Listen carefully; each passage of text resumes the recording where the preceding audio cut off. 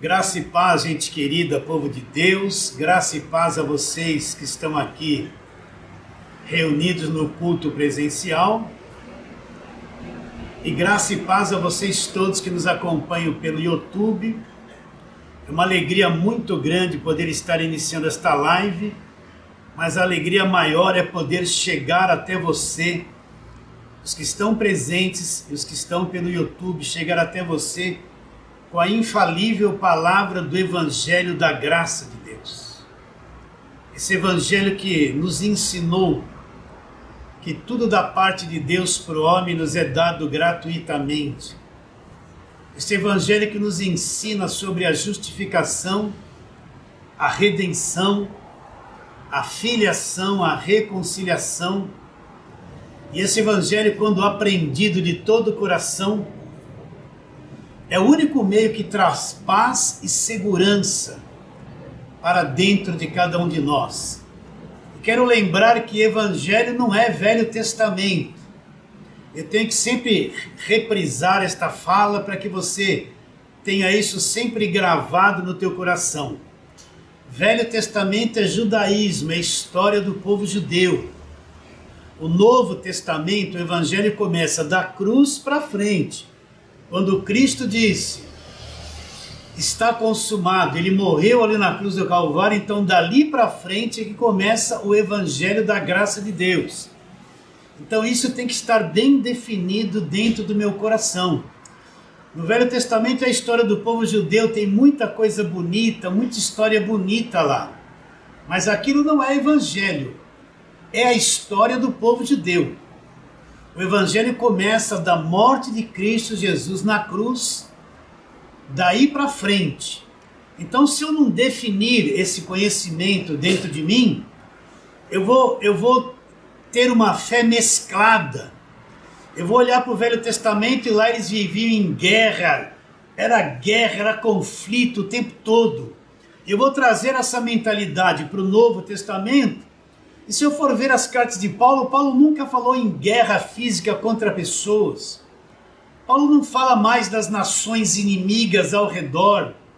Tudo aquilo se tornou um passado, era coisa do povo judeu. Aquelas nações que rodeavam o povo judeu, o Israel de Deus, eram nações físicas, filisteus, jebuseus, eram outras nações que eram os inimigos. E eles viviam em guerra no Velho Testamento. Mas na nova aliança, houve a paz pelo sangue de Jesus, aquela visão de guerra, de inimigo, de batalha que existia no Velho Testamento, não faz parte mais do Evangelho.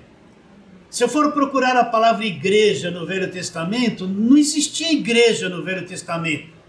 A igreja vem existir na nova aliança, surge a palavra igreja. Então eu tenho que saber que quando a gente fala a respeito do Evangelho, eu tenho que ter essa definição na minha mente. Que o Evangelho começa com a morte do Senhor Jesus na cruz para frente. Quando eu ouvir uma pregação, eu tenho que ver isso. Vamos ver se o pregador vai pregar o Evangelho. Se ele vai lá para Isaías, ele não vai pregar o Evangelho. Ele vai pregar a história do povo judeu. Se ele for fazer a campanha para derrubar a muralha de Jericó, não é Evangelho. É a história do povo judeu. Então tem que saber o que essa pessoa vai pregar. É Velho Testamento ou Novo? Antes ou depois da cruz? É Evangelho ou é a história do povo judeu? Porque se eu não entender isso, eu vou fazer uma mistura do velho com o novo. Eu vou viver em conflito, porque a mentalidade do Velho Testamento é totalmente diferente daquilo que é o Novo Testamento, daquilo que é a Nova Aliança. Está bem claro isso no seu coração? Eu não precisava falar isso para vocês aqui na reunião, mas eu preciso falar isso porque tem dezenas de pessoas que vêm pelo YouTube e não entenderam nada disso. Eles trazem uma confusão na mente deles, eles não sabem que aquilo que acabou na cruz, aquilo que começou. Eles não sabem Romanos 10,4, o fim da lei é Cristo para a justiça de todo aquele que crê. Eles não sabem que todo aquele sistema religioso do Velho Testamento acabou na cruz. O fim de tudo aquilo é Cristo, foi Cristo na cruz para a justiça de todo aquele que acredita. Então eu tenho o grande privilégio, a grande honra, o grande prêmio que Deus me deu de poder chegar até você com a infalível palavra do Evangelho da Graça de Deus. Então vamos à palavra de hoje. Abra aí sua Bíblia em primeira carta de Paulo aos Coríntios, capítulo 15. E nós vamos ler os 2 primeiros versos. Lembrando que a fé vem pelo ouvir. Como é que a fé vem? A fé vem pelo ouvir e ouvir pela palavra de Cristo. Então fé é um conhecimento. Fé não é acreditar em qualquer coisa. Se eu chegar para você e falar assim: meus irmãos, estamos aqui com a campanha da máscara ungida. Eu orei pela máscara e vou distribuir máscara para vocês.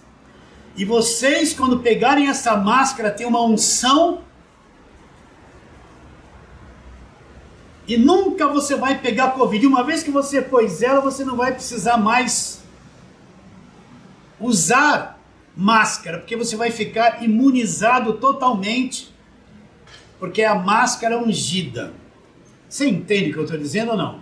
Se eu não conheço nada do Evangelho, eu vou acreditar, porque o pastor é um homem de Deus, ele apareceu com uma máscara que ele ungiu e está dizendo que vai resolver todos os meus problemas contra a Covid. Se fizerem isso, vai ter muitas pessoas que vão acreditar.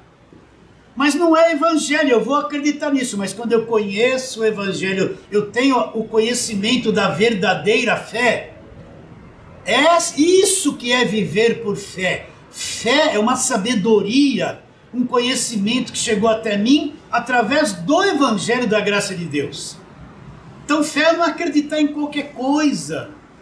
Fé não é acreditar em qualquer história que alguém contou e achar, nossa, não interessa se o homem é de Deus, se é famoso ou não. A verdadeira fé é acreditar no que está escrito a respeito do Evangelho da graça de Deus.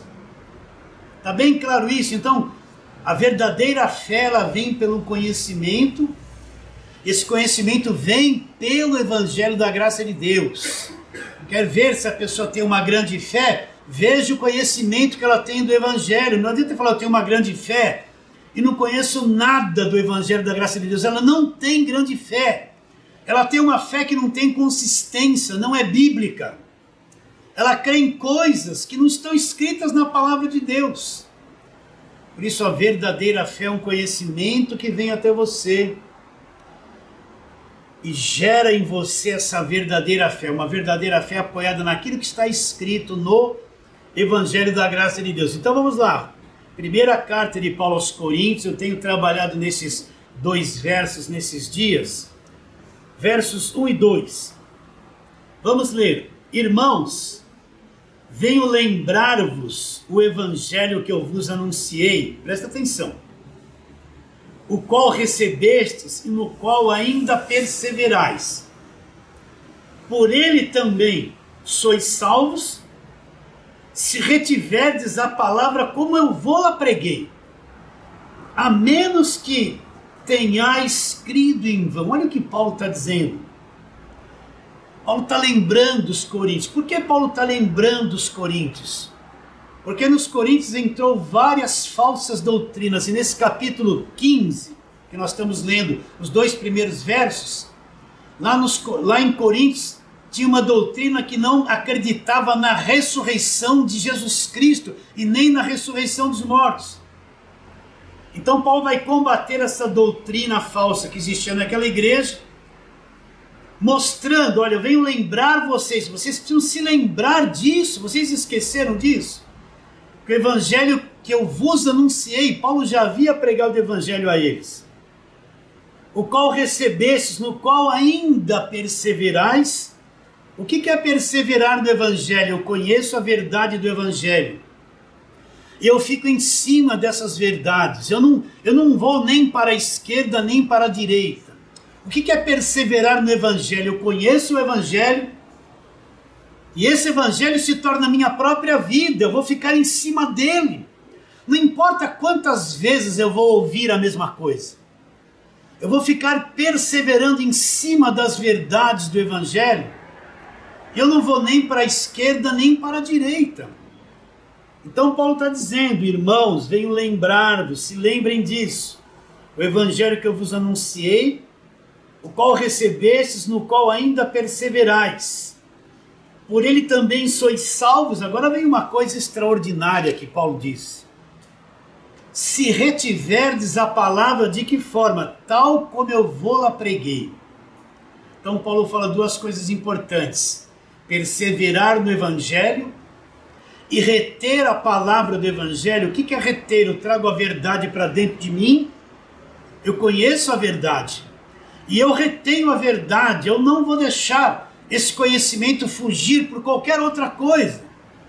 Eu não vou deixar essa verdade ser levada do meu coração, eu vou reter aquilo que eu aprendi, eu vou guardar aquilo dentro de mim. E esse evangelho, esse conhecimento que está dentro de mim é um manual que vai me acompanhar todos os dias, que vai me levar a caminhar todos os dias, retendo a palavra e perseverando naquilo que foi posto dentro do meu coração. A pior coisa é encontrar o irmão vazio do evangelho. Você fala algumas coisas para ele, você percebe que ele não reteve as coisas dentro dele. Ele não lembra de certas coisas, ele está meio vazio, porque ele não reteve a verdade que foi posta na mente e no coração dele. Então nós temos que reter a palavra de que forma? Paulo diz, tal como eu preguei a vocês. Será que você recebe isso aqui? Olha, Paulo está sendo presunçoso, ele está dizendo, você tem que reter a palavra, você vai ser salvo se você reter a palavra como eu preguei. Então, fica com isso na mente, eu tenho que reter o evangelho, a palavra do evangelho dentro do meu coração. Nós vamos começar a trabalhar em vários pontos, mostrando aquilo que eu tenho que reter dentro do meu coração, que são as verdades do evangelho. O evangelho é que nem uma mexerica, né? Mexerica é uma coisa deliciosa. Você pega uma mexerica, tira a casca, o que você encontra por trás da casca? Vários gomos. É uma única mexerica, porém tem lá 8, 10, 12 gomos. Assim é o evangelho. O evangelho é uma coisa única, mas ele é composto de várias verdades, como os gomos da mexerica. E eu tenho que ter todos eles bem juntinho, me alimentar dele e reter todos eles dentro do meu coração, dentro do meu espírito. Reter essas verdades dentro de mim. Então vamos falar uma dessas verdades hoje. Vamos abrir a palavra lá em Gálatas, capítulo de número 2.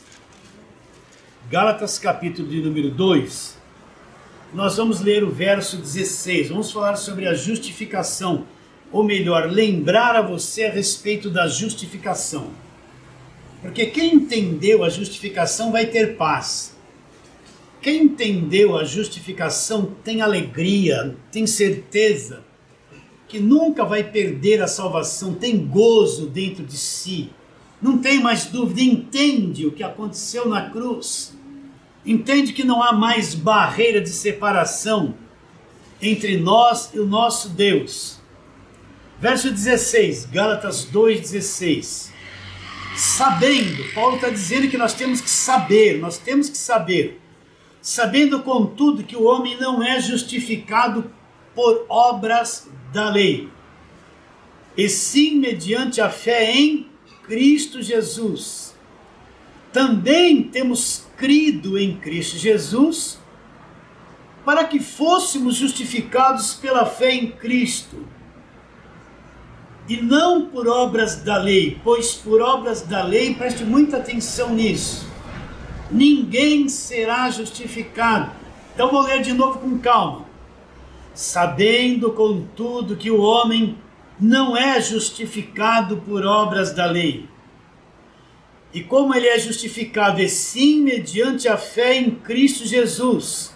Aí Paulo diz, também temos crido em Cristo Jesus, para que fôssemos justificados pela fé em Cristo, e não por obras da lei, pois por obras da lei ninguém será justificado. Então, para mim ter clareza do que Paulo fala, eu tenho que saber o que é ser justificado. O que é ser justificado? O que é ser justificado? Vou dar o exemplo, a ilustração que eu já dei aqui umas 1000 vezes. Suponhamos que você devesse R$1 milhão e você não tem com que pagar, você deve. Você tem um credor, que é a pessoa para a qual você deve. E lá ele tem a nota promissória, o contrato, toda a documentação assinada por você que prova que você contraiu essa dívida e você tem essa dívida sobre a sua vida.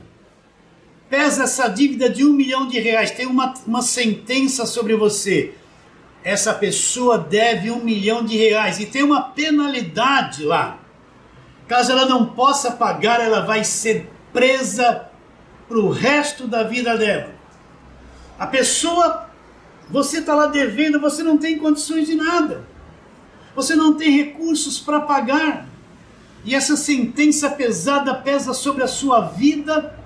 E você sabe que você não tem condições de pagar e vai passar o resto da sua vida na cadeia. Essa condenação está pesando sobre você.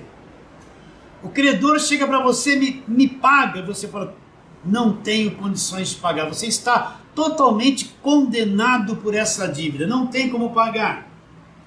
Mas alguém muito rico, olha, isso aqui é para falar para as crianças, né? Alguém muito rico que tem muitos recursos, ele fica sabendo da sua situação. Então ele vem, ele tem muitos recursos, ele vai assumir o seu lugar na dívida agora. Você é que deve, ele não deve nada. Mas ele vai assumir a sua dívida, ele vai tomar o teu lugar, ele vai te substituir. Então ele vai chegar para o credor, quanto é que ele deve? Ele que é o condenado, ele que vai para a cadeia, vai morrer lá. Quanto ele deve? R$1 milhão. Ele toma o teu lugar, assume o que você deve, vai lá para o credor e dá R$1 milhão para ele. Quita a tua dívida, ele não deve nada.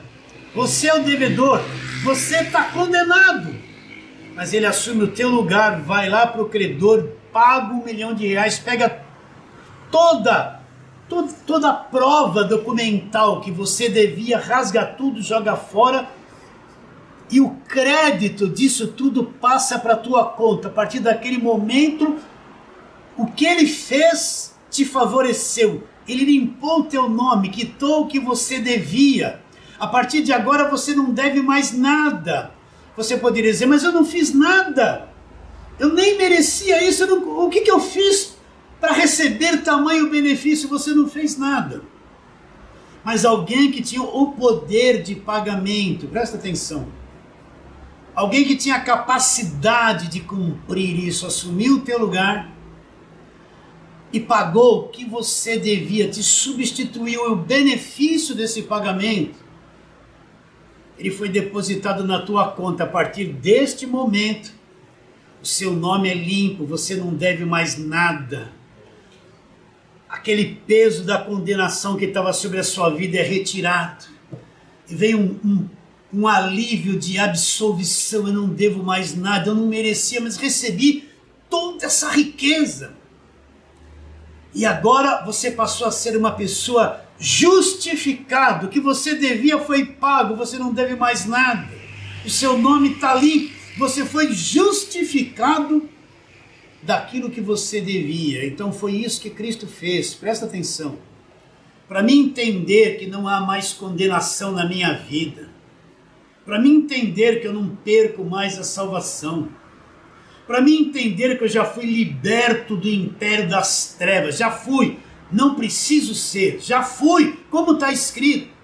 Para mim entender que eu sou um filho de Deus, um reconciliado, para mim entender que eu sou livre, eu preciso saber o que é justificação, porque se eu não entender que eu fui justificado, eu ainda vou ter uma visão do Deus da velha aliança, o Deus da lei, que me cobra muito, me pune, quer que eu fique sem comer, está muito interessado no meu sacrifício, no meu dinheiro, me põe um monte de encargo, me cobra um monte de coisa, me oprime, e se eu não fizer nada disso, ele vai me condenar. Se eu não entender o que é ser justificado, eu vou ter a visão do Deus da lei, o Deus da guilhotina, que cobra exige muito, não me ajuda em nada e me condena. Então Cristo assumiu o meu lugar na cruz. Eu era o devedor, você era devedor, o ser humano era devedor. Ele não tinha pecado, ele não devia nada, mas na cruz ele vai, assume o meu lugar e quita a minha dívida na cruz. Tudo que eu devia, todos os pecados, toda a condenação que pesava sobre mim. Ele foi e na cruz ele quitou tudo isso e me justificou. Quer dizer então, pastor, você poderia perguntar, que eu fui justificado. Eu criei em Cristo, eu fui justificado. Não pesa mais sobre mim a condenação. Não pesa mais sobre mim a dívida. E eu não fiz nada para alcançar isso. Cristo fez tudo por mim. É justamente isso. Cristo fez tudo por cada um de nós. E nós fomos, quando cremos em Cristo, justificados. Então Paulo está explicando isso para os Gálatas. O que aconteceu com os Gálatas? Os Gálatas deixaram o evangelho da graça de Deus de lado, voltaram-se para a lei e começaram a tentar alcançar o que a graça dá de graça. Através de obras da lei se desviaram do evangelho da graça de Deus. Então Paulo escreve essa carta mostrando que eles estão num caminho errado e precisam voltar para o evangelho da graça de Deus. Aquilo que eles estavam acreditando é um outro evangelho, uma coisa falsa de escravidão. Então ele fala, ainda que apareça um anjo vindo do céu e pregue para vocês evangelho que vai além do que temos pregado, seja amaldiçoado. Então Paulo diz, sabendo isso, né, sabendo contudo que o homem não é justificado por obras da lei. Então é isso que você tem que entender. Não existe nada que eu possa fazer, nenhum esforço ali eu posso fazer jejum, não vai adiantar. Posso dar todo o meu dinheiro na igreja, eu não vou alcançar a justificação. Eu posso subir no monte, fazer um monte de ritual, não vou alcançar a justificação. Eu posso estar na igreja de segunda a segunda fazendo campanha, isso não me dá direito de ser justificado. Não existe uma obra, uma coisa que o homem possa fazer que lhe dê condições de ser justificado. Por isso que ele fala assim, por obras da lei, ninguém será justificado. É aí que eu começo a entender a graça de Deus. Então quer dizer que Deus olha para mim agora, pastor. Ele não mais me vê aprisionado, é isso. Ele não mais me vê condenado, é isso. Ele não mais me vê na mão do diabo porque ele me libertou do império das trevas, é isso. Ele não mais me vê manchado, é isso. Por quê? Porque Cristo levou na cruz a minha mancha, o meu pecado, a minha escravidão, levou tudo e me libertou de todas as coisas. Então quando Deus olha para mim agora, Ele me vê como? Sem culpa e justificado. Não por aquilo que eu fiz, não pelo meu bom comportamento. O crente tem que ter bom comportamento, fazer tudo certinho. O crente não tem que explorar ninguém, enganar ninguém, ser mentiroso, viver no adultério. Não. O verdadeiro cristão vive uma vida limpa de todas essas coisas. Você entende isso? Então quer dizer que Deus agora olha para mim, não por mérito próprio, mas Ele me olha e vê uma pessoa totalmente justificada diante de Deus, porque eu acreditei naquilo que Cristo fez na cruz. Você entende isso? Então Deus não está te cobrando nada, presta atenção. Deus não está, você tem que fazer 1000 campanhas. Cadê o dízimo que você não deu? Olha o devorador aí, o devorador vai acabar com a tua vida. Não, Deus não está, isso aí é visão falsa, é coisa do Velho Testamento. Deus não está exigindo coisas que você tem que fazer tantas obras, tanto esforço, se matar de estar dentro de uma igreja para agradar a Deus. Deus não está te cobrando nenhuma fogueira santa, que não existe fogueira santa na Bíblia. Mostra na Bíblia quem fez fogueira santa. Deus não está te cobrando nada disso. Isso não é Bíblia. Não é evangelho, é invenção, é religião. Deus não está contando quantos dias você veio na semana na igreja. E se você falhou um dia, quebrou a campanha, você não perdeu tudo. O diabo vai te pegar. Não. Isso é tudo coisa da religião. Deus não está te cobrando nada, porque tudo que Ele poderia cobrar de você, Ele já cobrou de Cristo na cruz. Você entende o que eu estou dizendo? Então, quando eu começo a entender o que é ser justificado, eu me liberto da religião evangélica, porque a minha cabeça agora não é mais escravizada por tanta coisa que eu tenho que fazer o tempo todo sem parar. E se eu falhar, está tudo perdido. A minha mente se torna livre, o meu relacionamento com Deus muda. Por quê? Porque agora eu enxergo que toda a parede da separação, eu enxergo que não existe mais gigante Golias. Gigante Golias é a história do Velho Testamento. Eu enxergo que não tem mais muralha de Jericó. Muralha de Jericó caiu, nunca mais se levantou, acabou. Agora que eu entendi a justificação, eu enxergo que o meu relacionamento entre eu e Deus, meu relacionamento com Deus, não tem mais muralha, não tem mais barreiras. Não tem mais o inimigo no meio. Você está entendendo? Um novo e vivo caminho foi aberto, porque eu fui justificado. A minha condenação caiu sobre Jesus, a minha penalidade caiu sobre Ele, o meu castigo caiu sobre Ele, a minha culpa caiu sobre Ele. E uma vez que Ele morre ali na cruz, Ele quitou definitivamente tudo que eu devia. Vamos lá para Colossenses, aí um pouquinho para frente, Colossenses 2,14.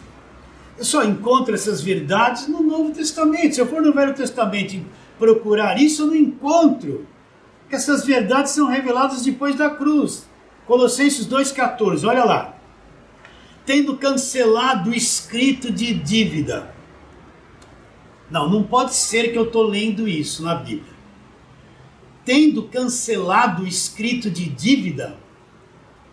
Então tudo que nós devíamos foi cancelado, acabou, não existe mais. É isso que Paulo está dizendo, olha lá. Tendo cancelado o escrito de dívida que era contra nós, olha lá, era contra nós. Que constava de ordenanças, as cobranças da lei, o qual nos era prejudicial, removeu inteiramente, fazendo o quê? Encravando-o aonde? Na cruz. Então o escrito de dívida, que era contra nós, as ordenanças da lei, aquilo que nos acusava e nos era prejudicial, o que Ele fez? Ele removeu inteiramente, Ele não deixou um pouquinho lá. Ele não pagou uma parte e deixou os juros para você pagar. Não. Ele removeu inteiramente. Aonde que Ele removeu o escrito de dívida? Encravando aonde? Na cruz. Então quando Ele é pregado na cruz, o escrito de dívida, tudo que nós devíamos foi cravado ali. E Ele removeu isso da nossa dívida, da nossa vida. Olha como isso é grande. Será que você entende essa verdade do Evangelho da Graça de Deus? O que Paulo está dizendo em Coríntios 15, verso 1 e 2? Perseverar na verdade e reter o Evangelho. Reter. Como é uma coisa simples de entender o que é reter? Você pega uma esponja seca, põe ela na água, ela faz o quê? Absorve, retém aquela água. Você tira ela vem carregada de água, escorrendo pelos vãos do dedo. É isso que é reter o Evangelho dentro de mim. Guardá-lo ali, reter e perseverar nessas verdades do Evangelho da Graça de Deus. Então Cristo quitou a nossa dívida na cruz ou não? Quitou. Você acredita? Está escrito isso aqui? Você está entendendo? Está escrito isso aqui? Então é verdade, está tudo pago. Então aquela visão de Deus te cobrando o tempo todo, olha, cuidado, o Deus da ameaça. O que você vê no Velho Testamento? Deus ameaçando, se fizer isso vai ser aquilo, se não fizer, maldito vai ser no campo, maldito, vai vir a maldição. Aquele Deus de ameaça o tempo todo da velha aliança, essa visão é visão falsa. Na cruz, tudo que Ele cobrava, Ele cobrou de Jesus Cristo no meu lugar. E quitou o escrito de dívida. Então, essa visão do Deus da cobrança não é uma visão mais da nova aliança. Acabou. Aquela visão de Deus da velha aliança muda quando Jesus Cristo vem e estabelece no sangue dele a nova aliança. Então não vejo mais um Deus sisudo assim, me cobrando, olha, você está cheio de falha. Não, não, não, não. Você vê um Deus cheio de misericórdia, de amor, de perdão, um Deus que na pessoa de Jesus Cristo me justificou. Está bem claro isso na sua mente? Está entendendo o que é ser justificado? Não há mais condenação para você. Você foi inocentado. Inocentado. Você entende ou não? Deus olha você agora e vê um inocente. Por quê? Porque tudo que você devia caiu na cruz do Calvário, na pessoa de Jesus Cristo. Então você é justificado. Você pode olhar assim para você e falar, mas pastor, eu estou cheio de defeito. Eu também estou. Enquanto nesse corpo de carne nós vamos ter defeito todos os dias. A mulher vai olhar para o marido e vai ver um monte de defeito nele. O marido vai olhar para a mulher, vai ver os defeitos dela. De vez em quando eles entram em atrito, um acusando o outro, né? Mas não perderam a salvação por isso. Vocês estão entendendo? Os pais vão olhar para o filho e ver o defeito, e os filhos para o pai, os seus defeitos. E o vizinho vai olhar para você e vai ver os seus defeitos. Ela é crente, mas está cheio de defeito. Mas tudo isso não tira a justificação da minha vida. Não me deixa de ser justo. O que importa é a forma que Deus me vê. E quando Deus olha para mim, Ele me vê como? Justificado. Justificado. Olha que alívio, que gozo. Agora, eu não consegui isso porque eu me esforcei. Porque eu peguei um envelope. Isso é me dado como gratuitamente. Gratuitamente, totalmente de graça. Olha como o Evangelho, quando você entende isso, o Evangelho se torna uma coisa fácil. Quando eu não entendo o Evangelho, ser crente é uma penalidade, é difícil, é esmagador. A cobrança é tanta, a opressão é tanta, é esmagador, como é difícil, como é terrível ser um crente que não entende o Evangelho da graça de Deus. Quando eu entendo a justificação, ai, como é bom seguir Jesus, que alívio, aquele monte de coisa que eu tinha que fazer desnecessária, não tem nada a ver. Que alívio, ai, eu gosto de ser crente agora, é bom, ai, aquele peso, eu fui justificado não pelo meu esforço, mas foi de graça, porque Ele morreu na cruz e me justificou. Está claro isso na sua mente? Vamos um pouquinho mais para frente. Olha lá, Romanos capítulo de número 3. Romanos capítulo de número 3. Vamos ler ali alguns versos 21 em diante, para você entender. Versos 21, Romanos 3, 21. Mas agora, olha, Paulo está mostrando um novo tempo, um tempo que começou. O relacionamento com Deus que já começou. Olha lá, verso 21 de Romanos 3. Mas agora lá, sem lei, está escrito aí na sua Bíblia. Mas agora sem lei se manifestou a justiça de Deus, testemunhada pela lei e pelos profetas, né? Sem lei se manifestou a justiça de Deus, e a velha aliança foi testemunha. Por quê? Porque a velha aliança, mediante a lei, cobrou aquele povo e ninguém conseguiu obedecer. Então a lei provava que o homem era incapaz de ser justificado por obras próprias, precisava de alguém superior a ele para justificá-lo.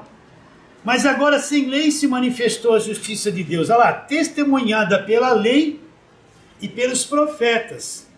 Justiça de Deus, olha lá, mediante a fé em Jesus Cristo, para todos e sobre todos aqueles que acreditam.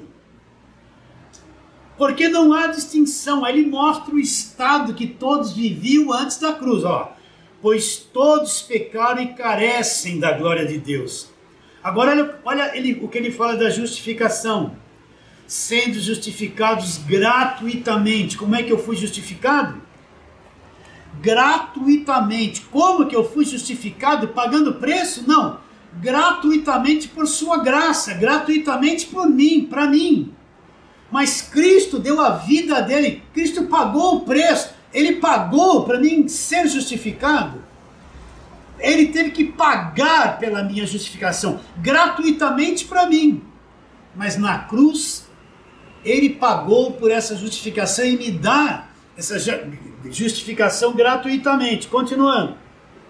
Sendo, pois, justificados gratuitamente por sua graça, lá, mediante a redenção que existe em Cristo Jesus, a quem Deus propôs no seu sangue como pagamento, propiciação mediante a fé, para manifestar sua justiça lá, por ter Deus na sua tolerância deixado impunes os pecados anteriormente cometidos, tendo em vista a manifestação da sua justiça no tempo presente.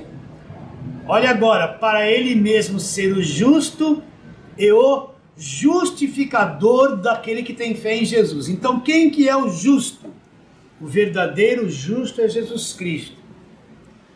E ele é também o justificador, aquele que justifica o pecador.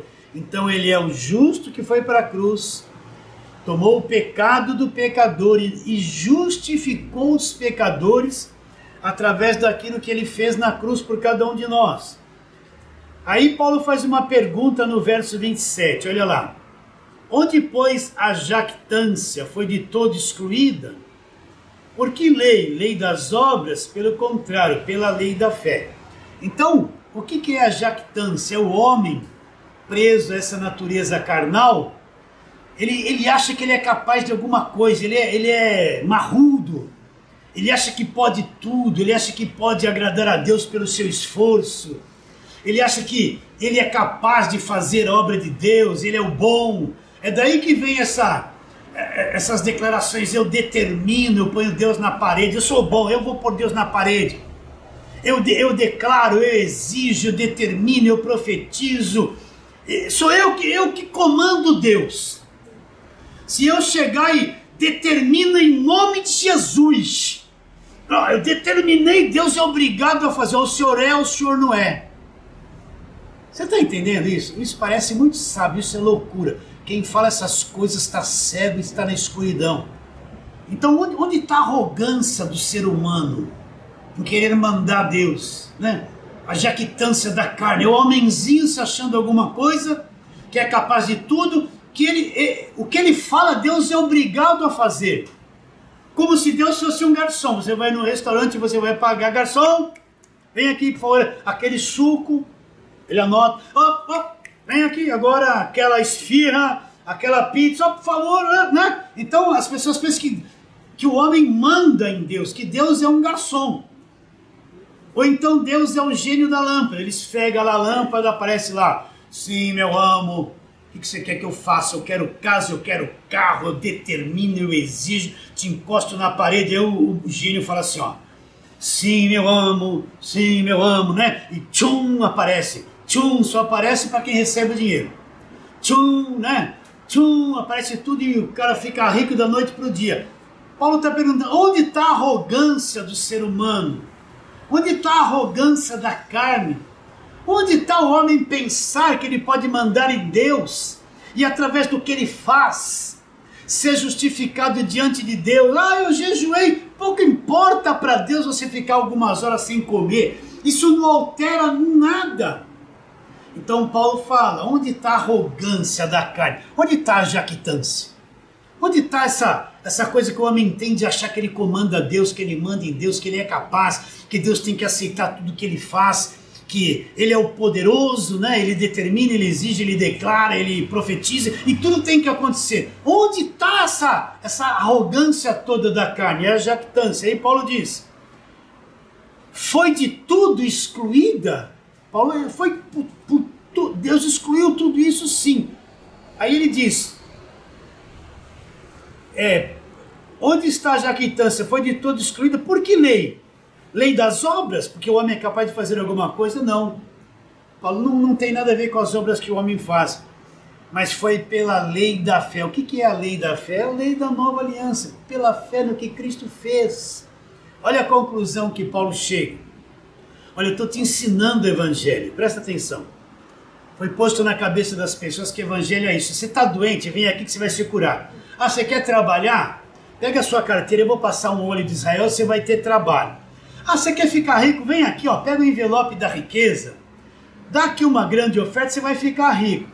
Ah, a esposa quer que o marido goste mais dela, traga lá uma peça de roupa do marido, eu vou dar uma unção aqui, e você vai para casa e tudo escondidinho, não deixa o marido saber, tudo camufladinho. Ele vai pôr a peça de roupa, ele vai ficar bonzinho com você. Ah, você quer arrumar um casamento? Vem aqui nós vamos ungir aqui um perfume, e depois você vai levar o perfume, e quem passar, vão se apaixonar por você. A pessoa pensa que evangelho é isso, a pessoa vai na igreja para resolver os problemas, e não entende nada do que aconteceu na cruz, não entende nada porque Jesus veio no mundo, não entende nada da morte, do sangue dele, não entende evangelho. Isso não é evangelho, isso é um falso evangelho. Evangelho é isso que eu estou te explicando, o que aconteceu na cruz do Calvário. Então, qual a conclusão que Paulo chega? Verso 28. Concluímos, pois, que o homem é justificado lá independentemente de obras da lei. Então, o homem é justificado porque Cristo o justificou, independentemente de obra da lei. Então, quando eu entendo a justificação, eu descubro uma coisa gloriosa, que todo crente tem que saber. Senhor, eu sou incapaz de ser um crente verdadeiro. Senhor, eu sou incapaz de te obedecer 100%. Senhor, eu sou incapaz de ser fiel a Ti 24 horas por dia. Vocês estão entendendo? Senhor, eu sou incapaz de Te agradar, eu tenho pensamento errado. Eu tenho instintos errados, eu tenho vontades erradas. Senhor, eu sou incapaz de fazer qualquer coisa verdadeiramente que te agrada, porque tudo que sai de mim sai manchado por essa natureza humana. Você já descobriu que você não é capaz de ser fiel a Deus? Mesmo cantando uma musiquinha, onde o Senhor me mandar irei, eu vou subir nos montes, eu vou dar minha vida por Ti, pura religiosidade. Fala que o Senhor quer, que eu vou fazer tudo que o Senhor quer, não vai fazer, vai falhar. Primeiro aperto você já, não era bem assim, Senhor, não era bem assim. Você já descobriu que você é incapaz de ser crente verdadeiro ou não? Ou só eu descobri isso? Você descobriu que você não tem condições? Quando eu entendo a justificação, eu descubro. Concluímos o quê? Que Paulo termina aqui no verso número 28, olha lá. Que o homem é justificado pela fé, independentemente de obras da lei. Você está entendendo o que eu estou dizendo? Está entendendo a justificação, queridos? Sim ou não? Estamos indo? Melhorando nesse conhecimento. Vamos para mais um verso, segunda carta de Paulo aos Coríntios, vamos lá, segunda carta de Paulo aos Coríntios, capítulo de número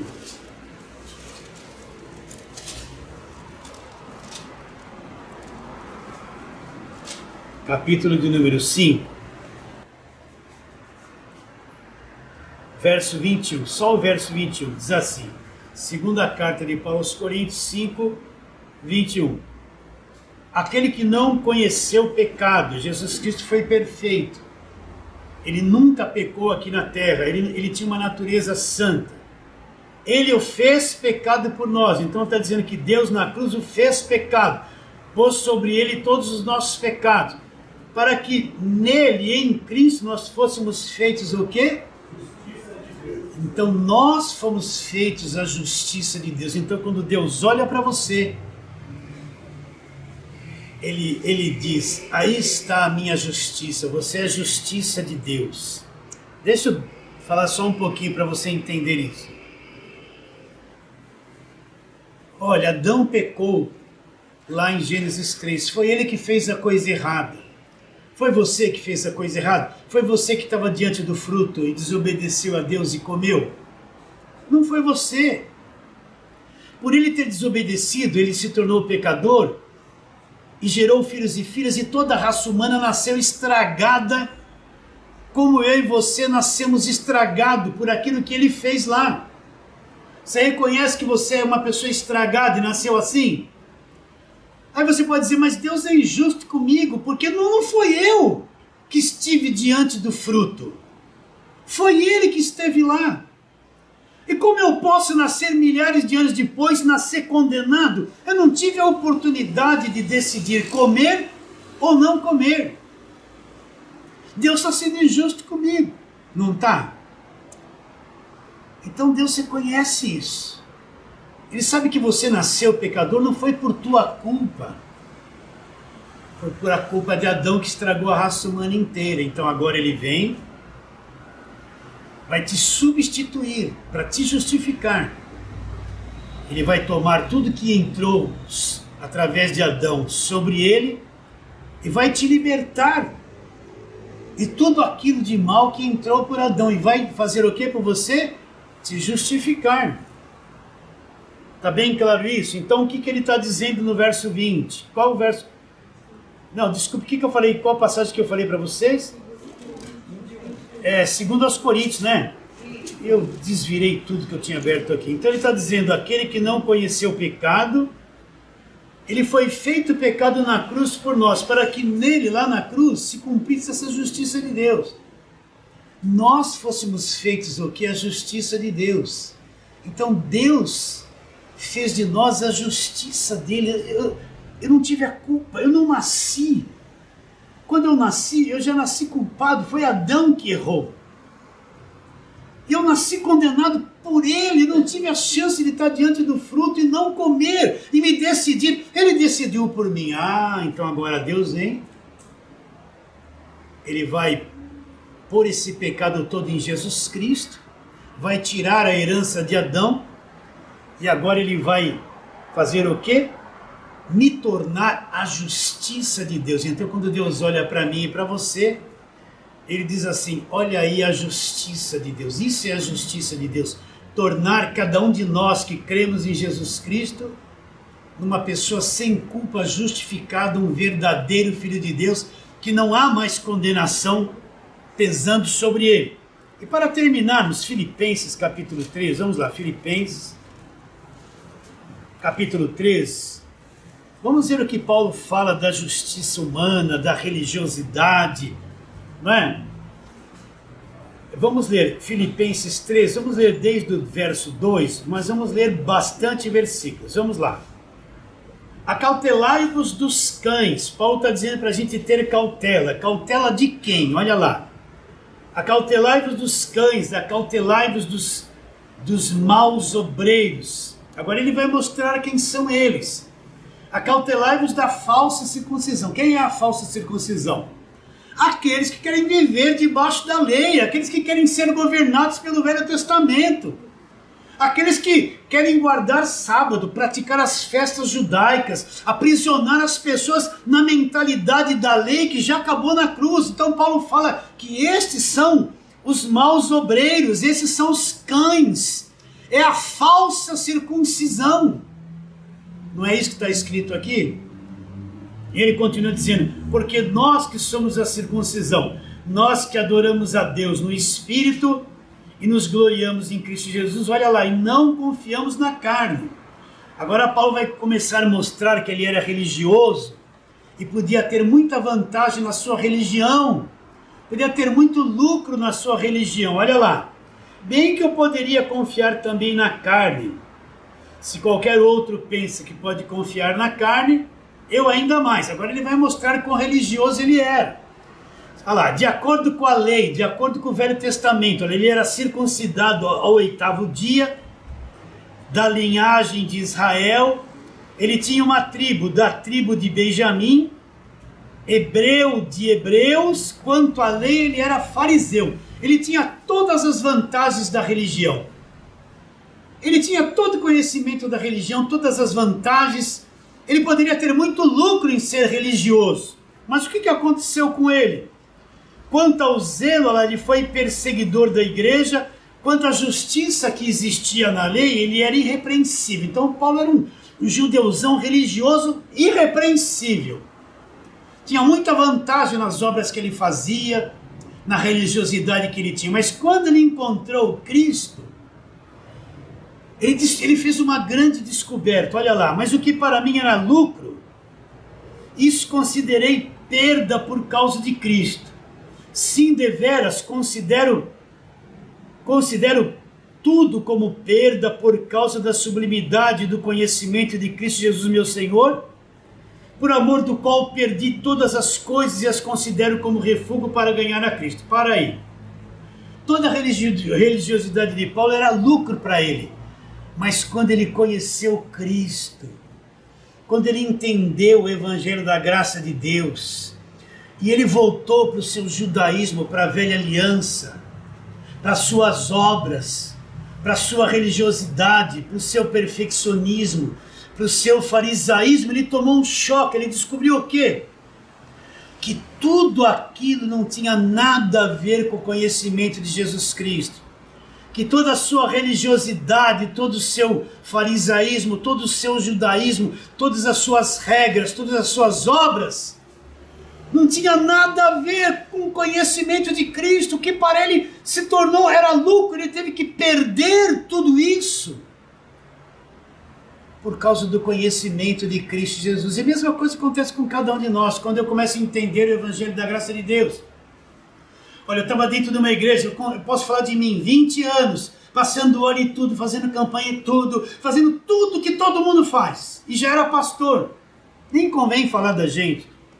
E aquilo era o máximo na minha vida, eu era zeloso, lutava por aquilo, chegava no horário, não me atrasava, super disciplinado. Coitada da minha esposa, ela sim que pagou preço caro por causa da minha presteza, do meu legalismo, coitada dela. Ainda bem que ela não é pastora, ela é só esposa de pastor, nada mais que isso, está livre do jugo. Vocês entendem ou não? E fazia tudo isso. Quando eu entendi o Evangelho da graça de Deus, deu um nó na minha cabeça. Por quê? Porque eu olhava para toda a religiosidade, olha, ia lá, eu era líder de jovens, depois fui diácono, vice-presidente da igreja, pastor. Quando as pessoas me viam, né? Oh, tudo bem, gostavam de estar perto de mim, né? Os mais novinhos chegavam, queriam ficar do meu lado. Eles achavam que era o santo homem de Deus, o super santo, o bispo, né? Esse monte de coisa sem sentido, né? E eu gostava, oxa. E quando eles chegavam na igreja, eu era o pastor das primeiras aulas. Ensinava como jejuar, como pagar preço. Olha o que eu ensinava, né? Feliz da vida. E quando ia embora para casa, oh, glória a Deus. Lá por dentro assim, tá, que bênção. Acho que eu sou alguma coisa. Né? E era elogiado. Tinha as chaves da igreja na mão. Tinha o código do cofre na minha cabeça.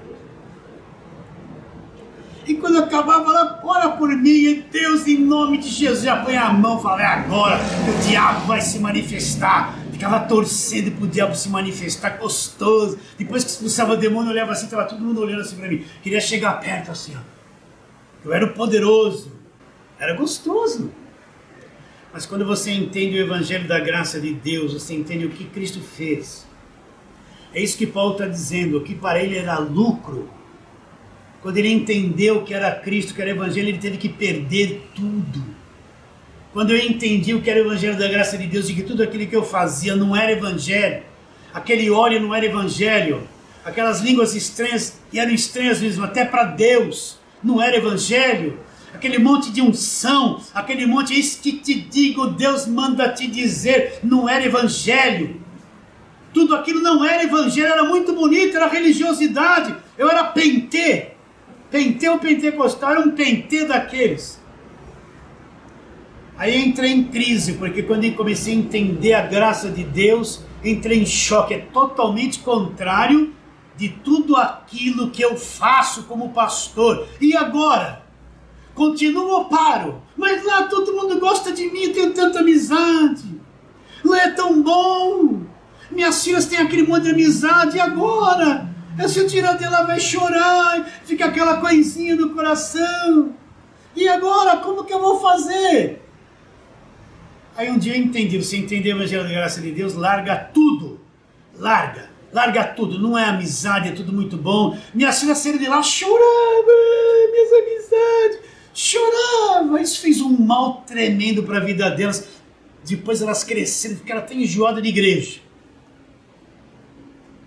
Mas como eu poderia ficar num lugar que era tudo contrário ao Evangelho da Graça de Deus? Por isso que quem vem para o Evangelho da Graça precisa ter coragem. O Evangelho da Graça não é para gente fraca, entende? Gente que, religioso. Aí sim, o Evangelho da Graça. Ou lei ou Evangelho da Graça. Ou tudo ou nada. Essa é a verdade. Aí sim é o tudo ou nada. Precisa ter coragem. Porque você vai começar a falar coisas que é contra o sistema. Você vai começar a pregar o Evangelho da Graça de Deus que denuncia a exploração que existe dentro da igreja. Você vai começar a falar verdades do Evangelho da Graça de Deus que desmonta o sistema evangélico religioso. Você vai falar que você não precisa de cobertura espiritual de ninguém, de pastor, de igreja nenhuma, que Cristo é a tua cobertura. Isso desmonta o sistema religioso. Porque no sistema religioso eles querem dominar as pessoas, fazer elas votarem em quem elas querem, dominam a cabeça delas.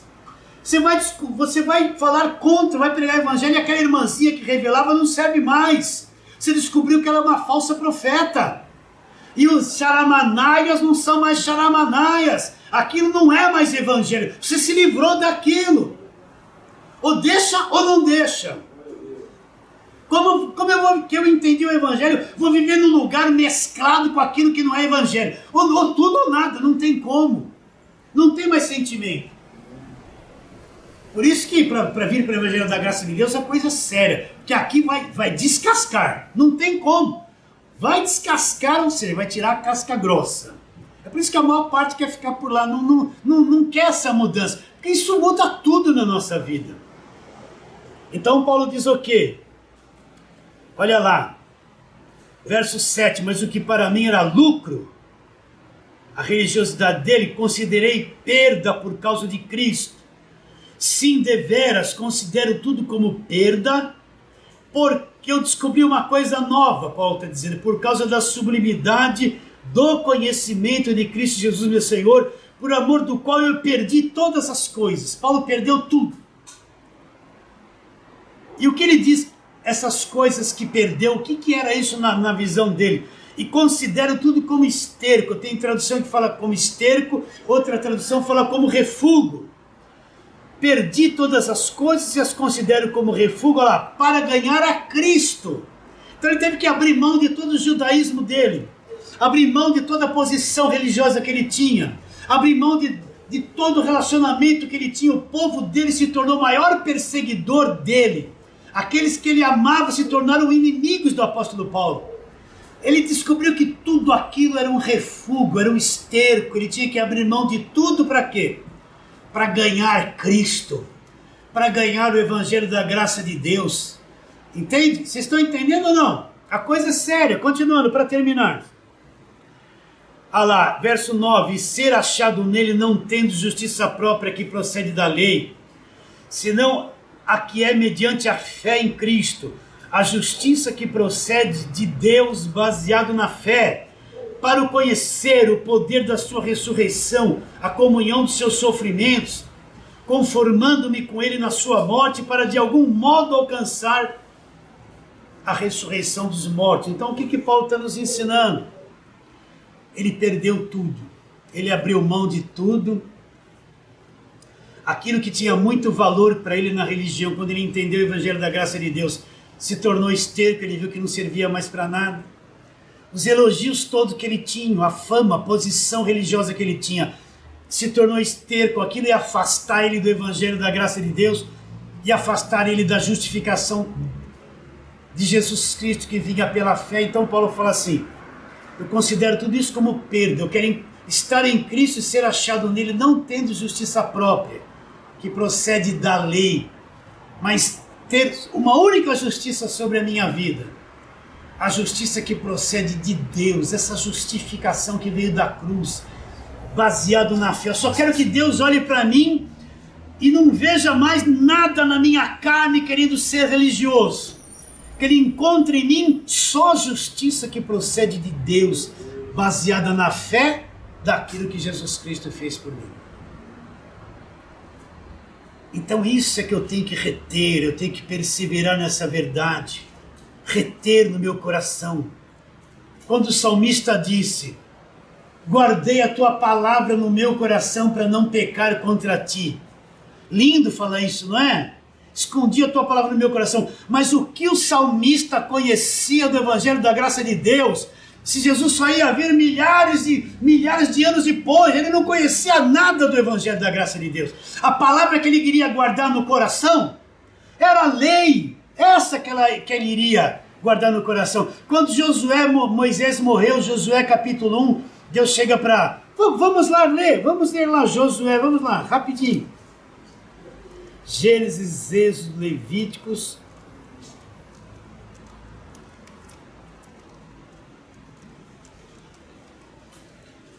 Deuteronômio e Josué, vamos lá, Josué capítulo 1, olha aqui, quantas pregações a gente fez disso aqui, ó. Josué capítulo 1, olha lá, a gente fala assim, ó, olha aqui, tudo isso aqui é velha aliança, saiba distinguir agora, capítulo 1 de Josué. Sucedeu depois da morte de Moisés, servo do Senhor, que este falou a Josué, filho de Num, servidor de Moisés, dizendo: Moisés, meu servo é morto, dispõe-te agora, passa esse Jordão, tu e todo este povo, a terra que eu dou aos filhos de Israel, todo lugar que... Aí que vem a planta dos vossos pés, aí ó, todo lugar que pisar a planta do vosso pé, vou-lo tenho dado, como eu prometi a Moisés. Desde o deserto e o Líbano até o grande rio, o rio Eufrates, toda a terra dos heteus até o mar grande para o poente do sol, será o vosso limite. Olha a promessa que Deus está fazendo para Josué. Ninguém poderá te resistir todos os dias da tua vida. Como fui com Moisés, assim serei contigo, não te deixarei nem te desampararei. Olha lá, Josué, seja forte e corajoso, porque tu farás este povo herdar a terra que sobre juramento prometido aos seus pais. Presta atenção na instrução agora. Tão somente ser forte e corajoso para teres o cuidado de fazer, segundo toda a lei que meu servo Moisés te ordenou. Lei. O que o Josué conhecia do Evangelho da graça de Deus? Nada. O que o Josué conhecia das cartas de Paulo? Não conhecia nada. O que Deus está dizendo para ele guardar? A lei. Ele não tinha conhecimento que nós temos hoje. Você entende o que eu estou dizendo? Olha lá.